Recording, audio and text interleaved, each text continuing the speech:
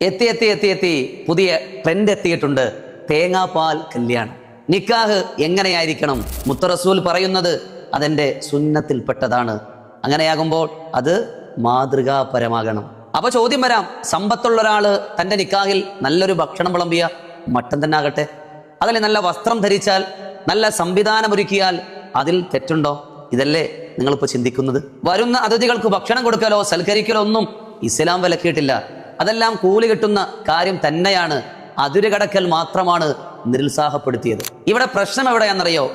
പുതിയ പുതിയ കാട്ടിക്കൂട്ടലുകൾ കടത്തിക്കൊണ്ടുവരുമ്പോൾ, മഞ്ഞൾ കല്യാണം പോലെ, പുതിയ തേങ്ങാപ്പാ കല്യാണം പോലെ ആവശ്യമില്ലാത്ത ആചാരങ്ങളെ കടത്തിക്കൂട്ടുമ്പോഴുള്ള ഏറ്റവും വലിയ വിപത്ത് എന്തെന്നറിയോ? പാവപ്പെട്ടവനും ഇത് ചെയ്യൽ നിർബന്ധാവസ്ഥയിലെത്തും. സമ്പന്നന്മാർ എത്ര പണങ്ങളും കോടികളും മുടക്കി കല്യാണം ഏറ്റവും വലിയ ആർഭാടത്തിലേക്ക് എത്തിക്കുമ്പോൾ പാവപ്പെട്ടവന്റെ മക്കളത് ആഗ്രഹിക്കും. ഒന്നുമില്ലാത്ത ഒരുപക്ഷെ മറ്റുള്ളവർ